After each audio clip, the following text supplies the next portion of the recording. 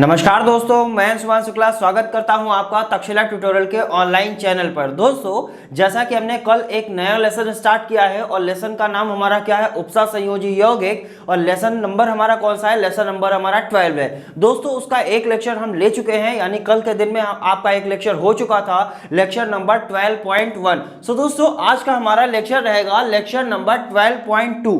दोस्तों, लेसन का नाम वही है हमारा उपसा संयोजी यौगिक, इसमें हमको उसके आगे पढ़ना है। अभी तक हमने ये देखा कि उपसा संयोजी यौगिक क्या होते हैं, उपसा संयोजन संख्या क्या होती है, या समन्वय संख्या क्या होती है, या लिगैंड क्या होते हैं, कितने प्रकार के लिगैंड होते हैं, और उपसा संयोजन मंडल क्या होता है। ये सारी चीजों की हमने बातें की हुई थी। वहां पर सेंट्रल एटम की बात करी थी, यानी उसे हम केंद्रीय परमाणु या केंद्रीय परमाणु समूह कहते हैं। इन सभी चीजों की हमने वहां पर बात की हुई थी। सो दोस्तों, उसी क्रम को आगे बढ़ाएंगे। और जैसा कि हमने लास्ट लेक्चर में भी बताया था कि हमको इस लेसन में पढ़ना क्या है, हमको ये देखना है जो आईयूपीएसी बनाए जाते हैं वो कैसे बनाए जाएंगे। इनको आईयूपीएसी बनाने के लिए हमने क्या किया सर, समन्वय संख्या, सेंट्रल एटम क्या होता है, उपसा संयोजन मंडल क्या होता है, आधुनिक धारणा क्या है, पुरानी धारणा क्या है, इन सभी चीजों की हमने विस्तृत चर्चा की हुई है। अब दोस्तों, इसी क्रम को आगे बढ़ाएंगे। धीरे धीरे हम लोग चल रहे हैं आईयूपीएसी नेम की तरफ, यानी उपसा संयोजी यौगिकों का जो आईयूपीएसी नाम बनाया जाएगा वो कैसे बनाया जाएगा, इस क्रम की तरफ हम आगे बढ़ रहे हैं। और इस क्रम को आगे बढ़ने से पहले हम कुछ चीजों के बारे में जान लेते हैं। जैसे कि हमने यहाँ पर लिखा हुआ है, सामान्य संकर क्या होता है, होमोलिप्टिक संकर क्या होते हैं, हेटेरोलिप्टिक संकर क्या होते हैं, धातु किलेट या किलेट यौगिक क्या होता है, इन सब चीजों को जानेंगे। उसके बाद हम ये जानेंगे कि उपसा संयोजी यौगिकों का जैविक महत्व क्या होता है, इसके बारे में जानेंगे। उसके बाद हम बढ़ेंगे नाम तंत्र की तरफ, यानी आईयूपीएसी नाम जो उपसा संयोजी यौगिकों का बनाया जाता है वो कैसे बनाया जाएगा। इन सभी चीजों की दोस्तों हम बात करेंगे और स्टार्ट करते हैं लेक्चर को। लेक्चर हमारा है 12.2। आइए दोस्तों, पहले ये जानने की कोशिश करते हैं क्या होते हैं संकर यौगिक, क्या होते हैं होमोलिप्टिक संकर, क्या होते हैं हेटेरोलिप्टिक संकर, और क्या होते हैं धातु किलेट या किलेट यौगिक। सो दोस्तों, स्टार्ट करते हैं लेक्चर को और देखते हैं पहले सामान्य संकर के बारे में। आखिरकार ये जो जनरल होता है हमारा सामान्य संकर होता है, ये क्या होता है, इसकी हम बात करेंगे। तो लिखा गया है, जो संकर आयन विलयन में अपने घटकों में आंशिक रूप से अपघटित हो जाते हैं क्या कहलाते हैं, सामान्य संकर कहलाते हैं। अब जरा ध्यान दीजिएगा, कहा गया है जो संकर आयन, यानी क्या हो जाएगा, उपसा संयोजी यौगिकों में जो संकर आयन होते हैं, जो सेंट्रल एटम और जो लिगैंड होता है उसे हम क्या बोलते हैं, संकर आयन बोलते हैं। और एजीसीएन का हमने उपसा संयोजी यौगिक भी बनवाया था, आपको ध्यान होगा, पिछले लेक्चर में आप देखेंगे तो वहां से आपको कंप्लीट हो जाएगा। सिंपल सी बात है, जो संकर आयन विलयन में अपने घटकों में आंशिक रूप से बताया गया है, कैसे अपघटित होते हैं, आंशिक रूप से। अब जो एजीसीएन है वो क्या है, ये होता था आपका सेंट्रल एटम, सीएन क्या होता था, लिगैंड होता था। अब ये क्या है, आपका संकर आयन हो गया कि नहीं हो गया। अब ये संकर आयन जब विलयन में जाता है तो आंशिक रूप से अपघटित हो जाता है। होगा सर, सिल्वर जो होगा Ag+ के रूप में, और जो Cn होगा वो माइनस के रूप में अपघटित हो जाता है। इसी क्रिया को हम क्या कहते हैं, या इस प्रकार के संकर को हम क्या कहते हैं, सामान्य संकर कहते हैं। जो प्लस और माइनस दोनों प्रकार के आयन में अपघटित हो जाते हैं। कब अपघटित होंगे, जब वो विलयन में जाते हैं। इस क्रिया को या इस प्रकार के संकर को हम क्या कहेंगे, सामान्य संकर कहेंगे। सिंपल सी बात है, जो संकर आयन विलयन में अपने घटकों में आंशिक रूप से, घटकों में की बात किया हुआ है, यानी जिन चीजों से मिलकर बना हुआ है उन्हीं चीजों में वो क्या होगा, अपघटित होगा। कैसे अपघटित होगा, आंशिक रूप से अपघटित होगा। इस प्रकार के संकर को हम क्या कहेंगे, सामान्य संकर कहते हैं। सो दोस्तों, बढ़ते हैं आगे की तरफ, देखते हैं होमोलिप्टिक संकर। होमो का मतलब क्या होता है, फर्स्ट ईयर में आपने पढ़ा होगा, जहां पर होमो लग जाता है, होमो का मतलब होता है समान। क्या होता है, होमो का मतलब होता है समान, और हेटेरो का मतलब होता है अलग अलग। होमो का मतलब समान, हेटेरो का मतलब अलग अलग या भिन्न भिन्न। आइए दोस्तों, जानते हैं पहले होमोलिप्टिक संकर क्या होते हैं। होमोलिप्टिक संकर लिखा गया है, वह संकर यौगिक, मतलब वह उपसा संयोजक यौगिक, ठीक है, नो प्रॉब्लम, जिसमें केंद्रीय परमाणु से जुड़े लिगैंड समान होते हैं। क्या बताया गया सर? ऐसे संकर यौगिक या ऐसे उपसह संयोजक यौगिक जिसमें केंद्रीय परमाणु अर्थात सेंट्रल एटम से जो लिगैंड जुड़े होते हैं वो कैसे होने चाहिए? समान होने चाहिए। तो इस प्रकार के यौगिकों को हम क्या कहेंगे? होमोलिप्टिक संकर कहेंगे। क्या कहेंगे? होमोलिप्टिक संकर कहते हैं। सिंपल सी बात है। संकर यौगिक को इंग्लिश में क्या बोलते हैं? कॉम्प्लेक्स कंपाउंड बोलते हैं कि नहीं बोलते हैं? बिल्कुल। तो होमोलिप्टिक में क्या बताया गया सर? स्टार्टिंग में ही हमने बता दिया था आपको, होमो का मतलब होता है समान, होमो का मतलब समान, हेट्रो का मतलब होता है भिन्न भिन्न या अलग अलग। तो बताया गया सर ऐसे संकर यौगिक या ऐसे कॉम्प्लेक्स कंपाउंड्स क्या होते हैं जिसमें सेंट्रल एटम जो होता है, सेंट्रल एटम से क्या जुड़ेगा? लिगैंड जुड़ेगा। हमने कल ही बताया था सेंट्रल एटम से जो लिगैंड जुड़े हुए होते हैं वो कैसे होने चाहिए? समान होने चाहिए। तो ऐसा संकर यौगिक या ऐसा उपसह संयोजक यौगिक क्या कहलाएगा सर? ऐसा उपसह संयोजक यौगिक कहलाता है आपका होमोलिप्टिक संकर कहलाएगा। सो दोस्तों सिंपल सी बात है, ये रहा आपका सेंट्रल एटम और ये रहा आपका लिगैंड। ठीक है, ये रहा आपका सेंट्रल एटम, ये रहा आपका लिगैंड। अब दोनों उपसह संयोजक यौगिक अलग हैं। कैसे? यहां पर K4 था, यहां क्या है? K3 है। दोनों अलग अलग हैं, लेकिन सेंट्रल एटम और लिगैंड, सेंट्रल एटम से जुड़ा हुआ लिगैंड यहां पर क्या है? समान है। सेंट्रल एटम से जुड़ा हुआ लिगैंड क्या है? समान है। इसीलिए ये क्या कहलाएंगे? होमोलिप्टिक संकर कहलाएंगे। क्यों? क्योंकि सेंट्रल एटम से जुड़ा हुआ लिगैंड जो होना चाहिए वो कैसा होना चाहिए? समान होना चाहिए। इसीलिए वो क्या कहलाएगा? होमोलिप्टिक संकर कहलाएगा। अब बात करते हैं हेट्रोलिप्टिक। सिंपल सी बात है, डेफिनेशन वही रहेगी। हेट्रो का मतलब केवल हो जाएगा जहां समान था वहां भिन्न भिन्न या असमान हो जाएगा। तो लिखा है वह संकर यौगिक यानी वह उपसह संयोजक यौगिक जिसमें केंद्रीय परमाणु अर्थात सेंट्रल एटम से जुड़े लिगैंड असमान होते हैं। अब देखिए जरा, यहां पर हमने बताया हुआ है असमान होते हैं या भिन्न भिन्न होते हैं, क्या कहलाते हैं? हेट्रोलिप्टिक संकर कहलाते हैं। अब ये रहा आपका केंद्रीय परमाणु, इसका केंद्रीय परमाणु आपका ये रहा। यहां देखिए जरा, दो प्रकार के लिगैंड जुड़े हुए हैं कि नहीं? Cl भी है, H2O भी है। यहां पर भी क्या है सर? ये भी लिगैंड है, ये भी लिगैंड है। दो प्रकार के लिगैंड है, लेकिन दोनों क्या हैं? अलग अलग हैं। इसीलिए ये क्या कहलाएंगे सर? ये कहलाएंगे आपके हेट्रोलिप्टिक संकर कहलाएंगे। अब दोस्तों बात करते हैं धातु किलेट या किलेट यौगिक क्या होता है। दोस्तों लिखा हुआ है जब द्विदंती या बहुदंती लिगैंड, यानी लिगैंड की बात करी गई है तो हमने तीन प्रकार के लिगैंड बताए थे आपको, एक दंती लिगैंड, द्विदंती लिगैंड और बहुदंती लिगैंड, यानी मोनोडेंटेट लिगैंड, बाइडेंटेट लिगैंड और पॉलीडेंटेट लिगैंड, इनके बारे में बताया था। तो धातु किलेट या किलेट यौगिक कौन होते हैं? जब द्विदंती लिगैंड या बहुदंती लिगैंड धातु आयन से संयोग करके दो या अधिक क्या बनाते हैं? रिंग बनाते हैं। यानी दो रिंग बना जाए या दो से अधिक रिंग बना जाए। कब? जब द्विदंती लिगैंड होगा या बहुदंती लिगैंड होगा। जब द्विदंती या बहुदंती लिगैंड किसी सेंट्रल एटम से जुड़ता है या किसी धातु आयन से जुड़ता है तो वो क्या करेगा? वो रिंग बनाएगा। वो दो रिंग बना सकता है या दो से अधिक रिंग बना सकता है जिसमें धातु परमाणु उपस्थित होता है। धातु परमाणु का मतलब वो जो रिंग बनेगी उसमें जो आपका सेंट्रल एटम होगा वो उपस्थित होगा। सेंट्रल एटम मतलब केंद्रीय परमाणु क्या रहेगा? उसमें उपस्थित रहेगा।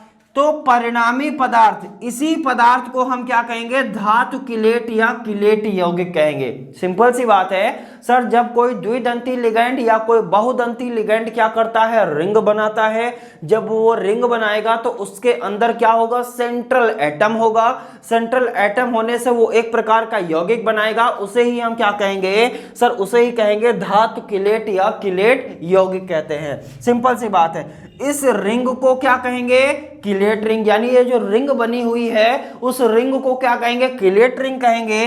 तथा यह प्रक्रिया क्या कहलाती है? किलेटीकरण कहलाती है। इस प्रक्रिया को हम क्या कहते हैं? इस प्रक्रिया को हम कहते हैं किलेटीकरण। सो दोस्तों उम्मीद करते हैं सामान्य संकर, होमोलेप्टिक, हेट्रोलेप्टिक और धातु किलेट या किलेट यौगिक आपको अच्छी तरीके से क्लियर हो गया होगा। दोस्तों जितनी भी चीजें हम यहाँ पर डिस्कस करते हैं उन सभी चीजों के आपको हैंड रिटन नोट्स मिल जाते हैं। जैसा कि वो हैंड रिटन नोट्स आपको कहाँ मिलते हैं? डिस्क्रिप्शन बॉक्स में नीचे लिंक दिया जाता है, लिंक पर जाते हैं, क्लिक करते हैं, पीडीएफ को डाउनलोड करते हैं, नोट से पढ़ाई जरूर करते हैं। सो दोस्तों बढ़ते हैं आगे की तरफ और जानने की कोशिश करते हैं उपसा संयोजी यौगिकों का जैविक महत्व क्या होता है। उसके बाद हम बात करेंगे आईयूपीएसी नाम की, इन सभी चीजों की हम चर्चा करेंगे। लेकिन उन चर्चा करने से पहले हम क्या करेंगे, इसको हटाते हैं और बढ़ते हैं उपसा संयोजी यौगिकों का जैविक महत्व। तो दोस्तों बात करते हैं यहाँ पर उपसा संयोजी यौगिकों का जैविक महत्व क्या होता है। यहाँ पर हमने लगभग 4 महत्व लिखे हैं। आ जाता है 1 या 2 नंबर में क्वेश्चन तो आप इन महत्व को लिख देंगे, सिंपल सी बात है,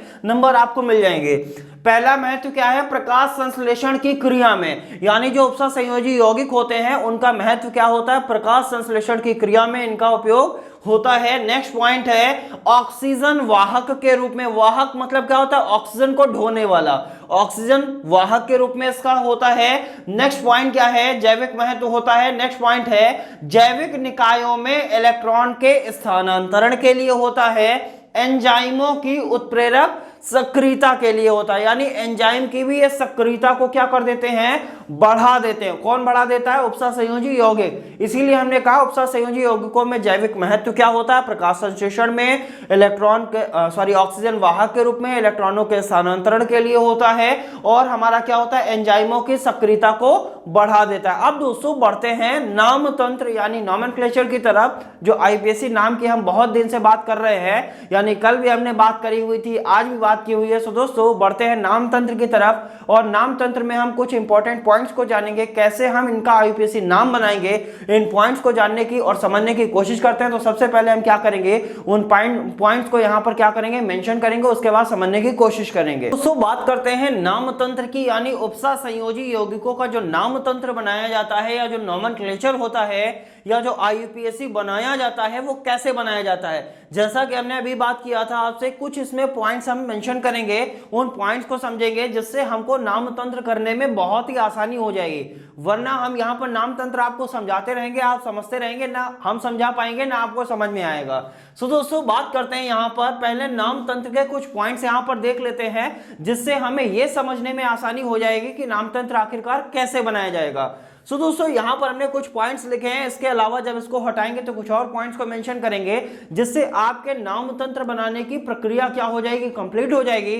और फिर हम कल के लेक्चर में क्या करेंगे? इसका नाम तंत्र बनाएंगे और बहुत ही आसानी से हम इनके आईयूपीएसी नाम भी बना सकते हैं। सो दोस्तों पहले पॉइंट को देखेंगे, लिखा है उपसा संयोजी यौगिकों के नाम की रचना करने में पहले धनायन का फिर ऋणायन का नाम रखते हैं। यानी इन्होंने ये बताया जब उपसा संयोजी यौगिकों के जब हम नाम की रचना करते हैं, नाम की रचना का मतलब हो गया इसका जब आईयूपीएसी नेम बनाते हैं तो हमको ध्यान क्या रखना है? रचना करने में पहले, यानी सबसे पहले क्या ध्यान रखना है सर? पहले क्या रखना चाहिए आपको? धनायन रखना चाहिए। उसके बाद में क्या रखना चाहिए? ऋणायन का नाम रखना चाहिए। यानी पहले धनायन का नाम रखिए, उसके बाद में आप किसका नाम रखेंगे? ऋणायन का नाम रखेंगे। अब ये धनायन का नाम कैसे रखा जाएगा, ऋणायन का नाम कैसे रखा जाएगा, ये जब हम आईयूपीएसी बनाएंगे तो वहां से आपको कंप्लीट हो जाएगा या क्लियर हो जाएगा। अभी आप क्या ध्यान रखेंगे सर? पहले हमको धनायन का नाम रखना होता है, उसके बाद हमको किसका नाम रखना होता है? ऋणायन का नाम रखना होता है। ये पहला पॉइंट आपका क्लियर हो गया, नो प्रॉब्लम। नेक्स्ट पॉइंट क्या कह रहा है? संकर आयन का नाम, संकर आयन मतलब उपसा संयोजक यौगिक, यही तो बताया था। संकर आयन का नाम रखने में पहले इसमें भी बताया गया, सबसे पहले आपको क्या रखना है? उपसा संयोजित समूहों के नाम। क्या रखने हैं? उपसा संयोजित समूहों के नाम रखने हैं। फिर क्या रखना है? फिर आपको रखना है केंद्रीय धातु का नाम। यानी सबसे पहले आप नाम किसका रखेंगे? उपसा संयोजित समूहों के नाम। फिर केंद्रीय धातु का नाम। अब दोस्तों उपसा संयोजित समूह के बारे में आपको पता है, उपसा संयोजित समूह क्या होते थे, ये पुरानी धारणा के अनुसार थे और नई धारणा के अनुसार इन्हें क्या कहते हैं, लिगेंड कहते हैं। यानी सबसे पहले हम किसका नाम रखते हैं, लिगेंड का नाम रखते हैं और उसके बाद में हम किसका नाम रखते हैं, केंद्रीय धातु मतलब सेंट्रल एटम का नाम रखते हैं। अब दोस्तों यहां से चीजें समझते रहिएगा, केवल जैसे ही आईयूपीएससी में चलेंगे वहां से आपको बारी बारी से हर एक चीज आपको क्लियर हो जाएगी। अभी केवल माइंड के अंदर रखना है, पहले हमको क्या रखना है, धनावेशित आयन, उसके बाद में ऋणावेशित आयन, ठीक है। उसके बाद में क्या बताएगा सर, सेकंड पॉइंट में आपको यह बताएगा, सबसे पहले आप उपसा संयोजित समूहों की संख्या रखेंगे, उपसा संयोजित समूहों के नाम, संख्या नहीं है, ध्यान रखिएगा, संख्या का मतलब हो गया समन्वय संख्या, समन्वय संख्या की बात नहीं करी गई है, अभी बताया गया पहले आप उपसा संयोजित समूहों के नाम रखेंगे यानी लिगेंड के नाम रखेंगे, उसके बाद आप क्या रखेंगे, केंद्रीय धातु यानी सेंट्रल एटम के नाम को रखेंगे। अब दोस्तों बढ़ते हैं नेक्स्ट पॉइंट पर। दूसरा पॉइंट भी आपको क्लियर हो गया होगा, नेक्स्ट पॉइंट क्या है इसकी हम बात करते हैं। लिखा है उपसा संयोजित ऋणावेशित समूहों के नाम।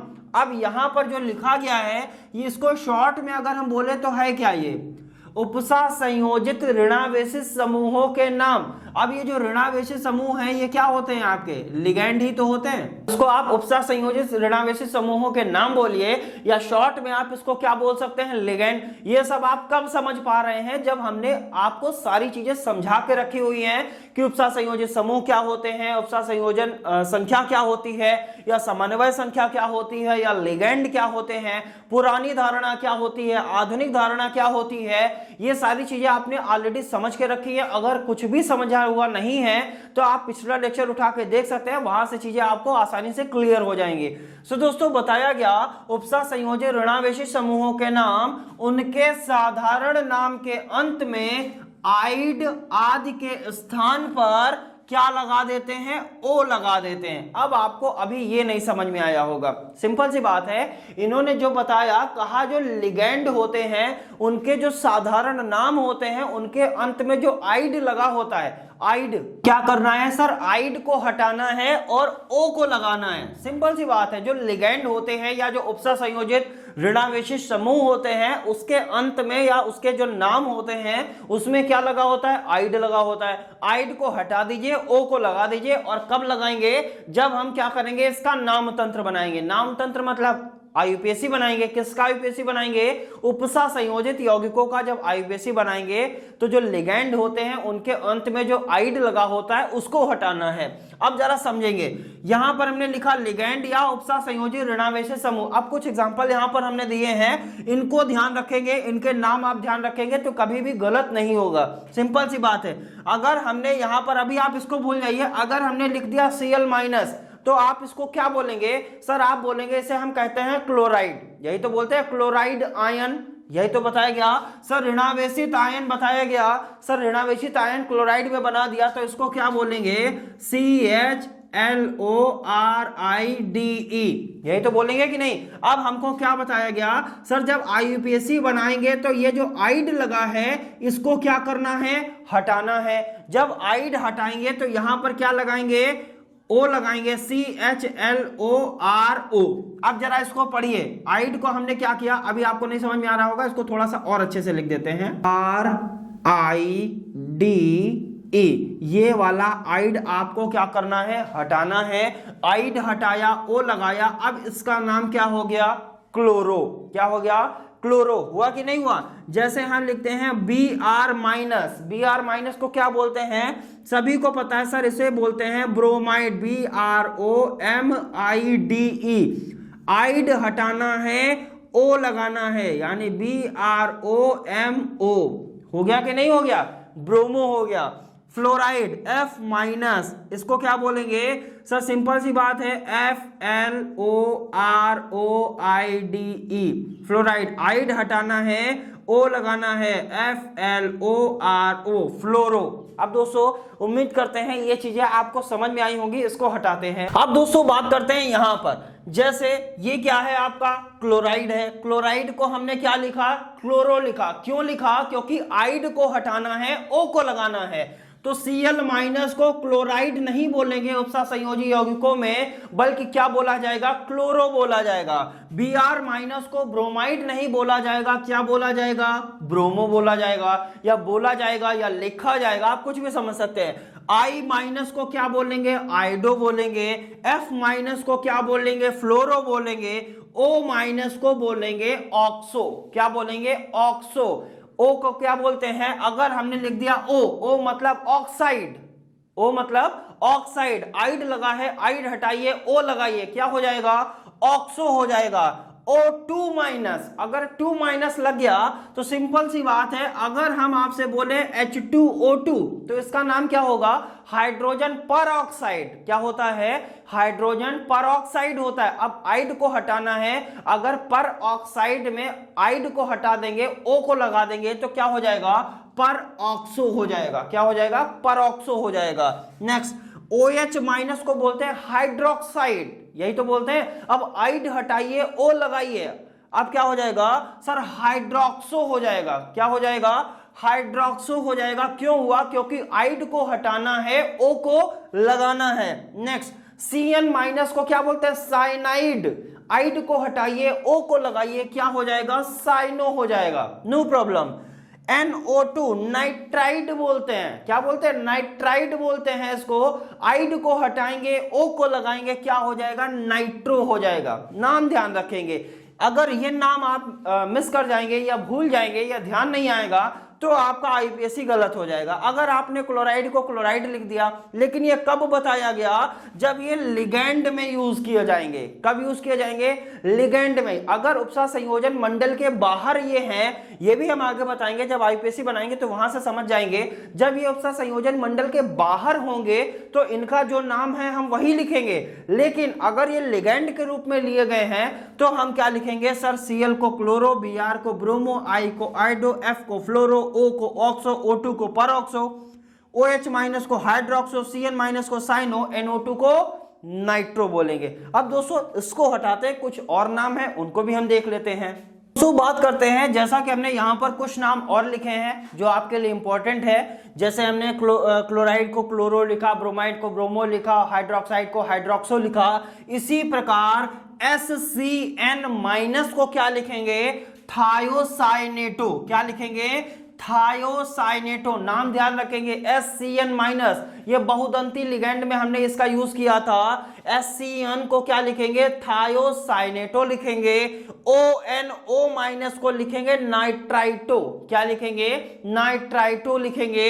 अगर CO3 2 माइनस है तो उसको क्या लिखेंगे, कार्बोनेटो लिखेंगे। और C2O4 2 माइनस है तो उसको क्या लिखेंगे, ऑक्सिलेटो लिखेंगे। क्या लिखेंगे, ऑक्सिलेटो लिखेंगे। SCN है तो थायोसाइनेटो, ONO है तो नाइट्राइटो, CO3 है तो कार्बोनेटो, C2O4 है तो ऑक्सिलेटो। नोट, इसमें एक नोट भी है, इसमें कुछ अपवाद भी हैं। क्या बताया गया सर, इसमें कुछ अपवाद भी हैं, और केमिस्ट्री बिना अपवाद के है ही नहीं। तो सिंपल सी बात है, जो अपवाद हैं वो आखिरकार क्या है, उसके भी क्या नाम होते हैं, इसकी हम बात करेंगे।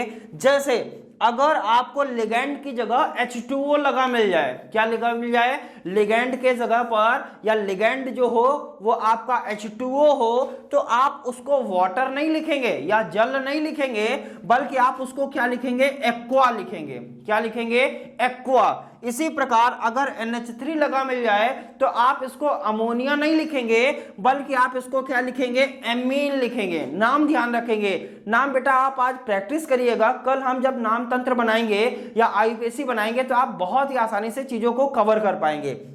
सो H2O को क्या बोला जाएगा, एक्वा। NH3 को क्या बोला जाएगा, एमीन। CO को क्या बोला जाएगा, कार्बोनिल। NO को क्या बोला जाएगा, नाइट्रोसिल।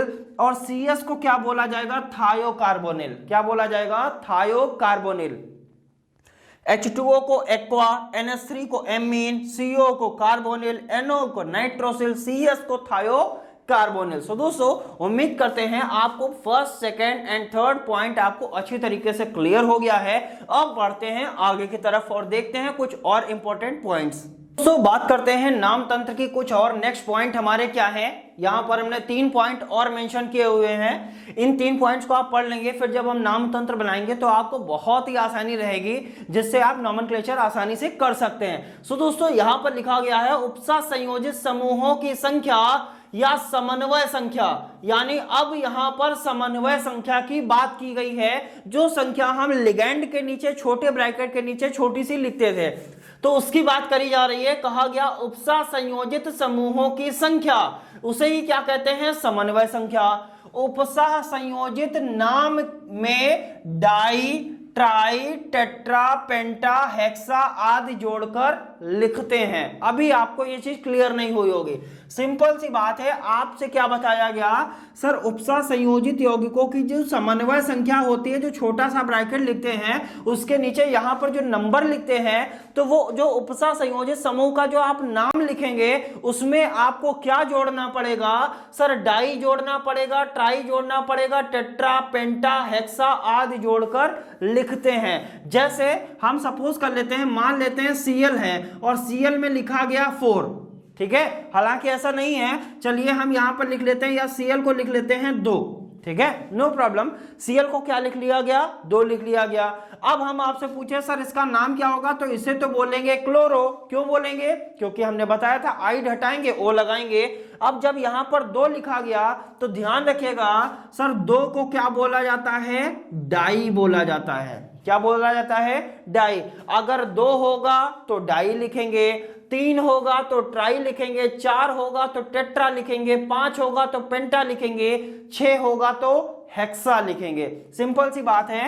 अगर यहां पर जो नाम लिखा जाएगा, जिसका नाम आप लिखेंगे, वो कितना लिया गया है आखिरकार। अगर हमने बोला यहां पर लिया गया है 4, तो 4 को क्या लिखते हैं, टेट्रा लिखते हैं। फर्स्ट ईयर में भी पढ़ा होगा, क्या लिखते हैं सर, 2 को लिखते हैं डाई, 3 को लिखते हैं, अगर 3 लिखा हो तो क्या नाम हो जाएगा, ट्राई। अगर 4 लिखा हो तो क्या नाम हो जाएगा, सॉरी टेट्रा, क्या हो जाएगा, टेट्रा हो जाएगा। और अगर 5 लिखा हो तो क्या हो जाएगा, पेंटा हो जाएगा। अगर 6 लिखा होगा तो क्या हो जाएगा, हेक्सा हो जाएगा। यानी डाई, ट्राई, टेट्रा, पेंटा, हेक्सा, इस तरीके से नाम लिखे जाएंगे। यानी जितना लिगेंड लिया जाएगा उसके अनुसार हम उसका नाम लिखेंगे। अगर 2 लिखा होगा यानी जो समन्वय संख्या है, अगर 2 होगी तो डाई, 4 होगी तो टेट्रा, 6 होगी तो हेक्सा लिखेंगे। सो दोस्तों अब उम्मीद करते हैं आपको ये जो 4th पॉइंट है ये अच्छे से क्लियर हो गया होगा। अब बढ़ते हैं अगले पॉइंट पर। हमारा अगला पॉइंट कहता है, जब उपसह संयोजित समूह के नाम में कोई अंक उपस्थित होता है, यानी उपसह संयोजित समूह के नाम में बताया गया है और कहा गया अगर कोई क्या उपस्थित हो, अंक उपस्थित हो। अब उपसह संयोजित समूह की बात करी गई, इसका मतलब लिगेंड की बात करी जा रही है और कहा जा रहा है अगर लिगेंड के नाम में कोई अंक उपस्थित होता है तो हम क्या करते हैं, तो उस समूह का नाम, यानी वो जो समूह होगा उसका नाम क्या करेंगे, छोटे कोष्ठक में लिखकर उसको क्या करेंगे, छोटे वाले ब्रैकेट या कोष्ठक में लिखेंगे। लिखकर समूह के नाम के पहले उस समूह की संख्या के अनुसार, यानी 2, 3, 4, 5 के अनुसार 20, ट्रिस, टेट्राकिस, पेंटाकिस आदि लिखते हैं। सिंपल सी बात है। अभी आपको क्लियर नहीं हुआ होगा, अब इसको क्लियर करेंगे। सिंपल सी बात, उपसह संयोजित समूह में अगर उसके नाम में कोई अंक दिया जाए, ठीक है, उसके नाम में अगर कोई अंक दिया होगा तो वो अंक क्या हो सकते हैं, या हो सकता है 2 दिया हो, या 3 दिया हो, या 4 दिया हो, या 5 दिया हो, तो उसका जो नाम लिखेंगे वो एक छोटे कोष्ठक में लिखकर उस समूह की संख्या जरूर लिखते हैं। और अगर 2 दिया होगा तो क्या लिखेंगे, 20 लिखेंगे। 2 अगर दिया होगा तो 20 लिखेंगे। लेकिन यहां क्या था, अगर 2 दिया होता था तो डाई लिखते थे। वो कब, जब समन्वय संख्या की बात करी जा रही थी। और यहां पर उपसह संयोजित समूह की संख्या की बात करी जा रही है। अगर 2 दिया होगा तो 20, 3 दिया होगा तो ट्रिस, 3 दिया होगा तो ट्रिस, 4 दिया होगा तो टेट्राकिस और 5 दिया होगा तो पेंटा किस लिखते हैं। सो दोस्तों उम्मीद करते हैं अब आपको फिफ्थ पॉइंट भी क्लियर हो गया होगा। जब आप इसको आसानी से पढ़ेंगे तब आपको और भी अच्छी तरीके से क्लियर हो जाएगा। अब बढ़ते हैं अगले पॉइंट यानी लास्ट पॉइंट की तरफ। लिखा है केंद्रीय परमाणु की ऑक्सीकरण संख्या रोमन अंक द्वारा व्यक्त करते हैं। अब जब उपसह संयोजित समूह की नाम बनाएंगे या जब उपसह संयोजित यौगिक जो होते हैं उनका जब आईपीएसी नाम बनाएंगे तो हमको उनकी ऑक्सीकरण संख्या भी निकालनी पड़ेगी। और ध्यान रखिएगा जो ऑक्सीकरण संख्या निकाली जाती है वो हमेशा सेंट्रल एटम की निकाली जाती है। किसकी निकाली जाती है? सेंट्रल एटम यानी केंद्रीय परमाणु की ऑक्सीकरण संख्या हमको निकालनी पड़ेगी। और ऑक्सीकरण संख्या निकालना हमने फर्स्ट ईयर में जरूर सीखा होगा। सर हाई स्कूल में भी सिखाया जाता है, फर्स्ट ईयर में भी सिखाया जाता है कि ऑक्सीकरण संख्या आखिरकार कैसे निकाली जाएगी। सो दोस्तों सिंपल सी बात है, जो केंद्रीय परमाणु की जो ऑक्सीकरण संख्या है साफ साफ दिया गया है। किसकी ऑक्सीकरण संख्या की बात करी गई? केंद्रीय परमाणु। और हमने भी यही बताया जो ऑक्सीकरण संख्या निकाली जाएगी वो हमेशा केंद्रीय परमाणु की निकाली जाएगी। तो केंद्रीय परमाणु की जो ऑक्सीकरण संख्या लिखेंगे हम वो हमेशा किन अंकों में लिखेंगे? रोमन अंकों में लिखेंगे। जब उसकी ऑक्सीकरण संख्या निकालेंगे तो हो सकता है 1 आए, हो सकता है 2 आए, हो सकता है 3 आए, हो सकता है 4 आए, हो सकता है 5 आ जाए या हो सकता है 6 आ जाए। ये ऑक्सीकरण संख्या आ सकती है, कुछ भी आ सकती है। तो इसको इस तरीके से नहीं लिखेंगे बल्कि रोमन अंक में लिखेंगे।